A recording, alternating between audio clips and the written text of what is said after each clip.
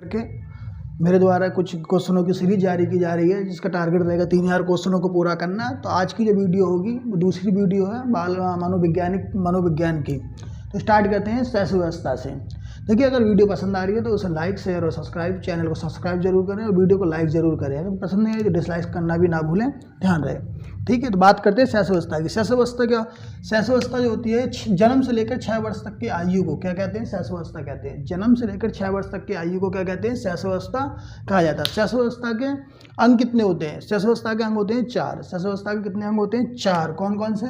एक भय, क्रोध, प्रेम, पीड़ा। जिस सेस व्यवस्था के जो क्या है अंग है, कौन कौन से? एक भय, क्रोध, प्रेम, पीड़ा। और पूछा जाता है सबसे ज़्यादा कि मतलब इनमें से चारों में से एक ऑप्शन दे देता है, कोई एक हटा देता है, पूछ देता है इसमें से कौन सा नहीं है या कौन सा है, इस तरीके के क्वेश्चनों को दे देता है। उसके बाद करते हैं दूध के दांत कितने होते हैं? दूध के दांत कितने होते हैं? 20 होते हैं। देखिए, क्वेश्चन तो बहुत बनते हैं सेस व्यवस्था से, लेकिन मैं ओनली उन्हीं क्वेश्चनों को लिख रहा हूँ, उन्हीं क्वेश्चनों को आपको भेज रहा हूँ जो एग्जाम के पर्पज से मोस्ट हैं और सबसे ज़्यादा पूछे गए हैं। ठीक है, उसके बाद करते हैं नवजात में हड्डियों की संख्या। नवजात में हड्डियों की संख्या कितनी? 270 होती है। ठीक है, नवजात में हड्डियों की संख्या कितनी थी? 270। और दूध के दांत कितने होते हैं? 20। दूध के दांत कितने होते हैं? 20।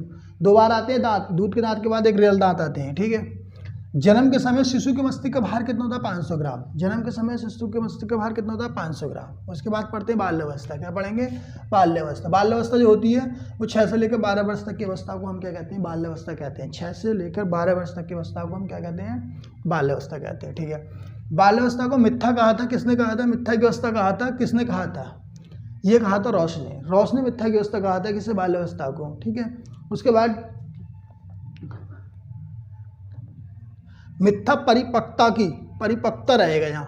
मिथ्या परिपक्वता की अवस्था कहा था। किसने कहा था? रोश ने कहा था। किसने कहा था? रोश ने। परिपक्वता किसने कहा था? रोश ने कहा था। बाल्यावस्था के बालक होता है, क्या होता है? बाह्य केंद्रित। बाल्यावस्था में जो बालक होता है वो बाह्य केंद्रित होता है। कैसा होता है? बाह्य केंद्रित होता है। ठीक है, उसके बाद कहेंगे चुस्ती की आयु किसे कहा जाता है? बाल्यावस्था को। चुस्ती की आयु किसे कहा जाता है? बाल्यावस्था को कहा जाता है।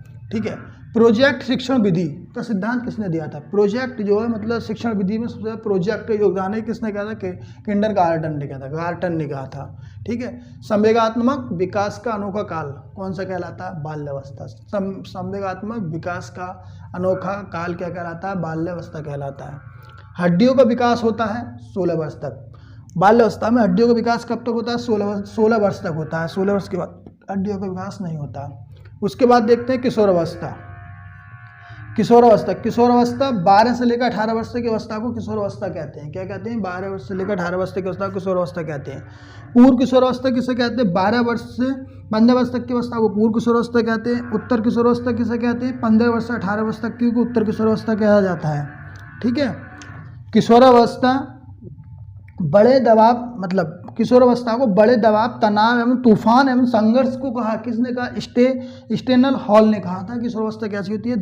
बड़े दबाव की, तनाव की और तूफान की अवस्था को स्टेनल हॉल ने किशोरावस्था को कहा है। ठीक है, किशोरावस्था में बालक रुचि लेता है किसमें? बिसलिंगी में। मतलब बिसलिंगी का मतलब होता है कि एक दूसरे की तरफ को लड़का बड़ा होने लगता है। इसमें एक तरीके से लड़की हुई है, लड़का हुआ, दाढ़ी मूंछों का आना है ना, इस तरीके का वो। ठीक है, संवेग शब्द का अर्थ होता है क्या? उत्तेजना, मतलब उथल फुथल करना, कूदना उदना। ये किसका होता है? संवेग का होता है। किसका होता है? संवेग का। उत्तेजना, उथल फुथल करना। ठीक है, उसके बाद बुद्धि सीखने का एक योग्यता है। किसने कहा था? किंघम ने कहा था। किसने कहा था? किंघम ने कहा था कि बुद्धि सीखने की योग है। ठीक है, बुद्धि कार्य करने की एक विधि है। किसने कहा था? वुडवर्थ ने कहा था। बुद्धि कार्य करने की एक शक्ति है। किसने कहा था? वुडवर्थ ने कहा था। बुद्धि मापन का प्रयोग सबसे पहले किसने किया था? बुद्धि जो मापी थी सबसे पहले किसने मापी थी? अल्फ्रेड बिने ने बुद्धि को मापा था। ठीक है, उसके बाद बुद्धि अमूर्त चिंतन की क्षमता है। किसने कहा था? टर्मन ने कहा था। बुद्धि अमूर्त चिंतन की क्षमता किसने कहा था? टर्मन ने कहा था। बुद्धि को प्रभावित करने वाला कारक कौन सा है? वंशानुक्रम और भी कारक है, वंशानुक्रम आता है ज़्यादातर। बुद्धि द्विकारात्मक का सिद्धांत किसने दिया? स्पेयरमैन ने दिया था। किसने दिया था? स्पेयरमैन ने बुद्धि द्विकारात्मक का सिद्धांत दिया था। बुद्धि का बुद्धि का तरल ठोस मॉडल किसने दिया था? कैटल ने। बुद्धि का तरल ठोस मॉडल किसने दिया था? कैटल ने दिया था। बुद्धि के बहुकारक का पिता किसे कहा जाता है? बुद्धि के बहुकारक का पिता किसे कहा जाता है? थॉर्नडाइक को बहुत ज़्यादा क्वेश्चन पूछा जाता है। ठीक है, तो मेरे द्वारा ये कुछ क्वेश्चन थे बाल अवस्था के। ऐसे अगर वीडियो पसंद आए तो इसे लाइक और शेयर जरूर करें। ठीक है, पसंद आए तो डिसलाइक करना भी ना भूलें।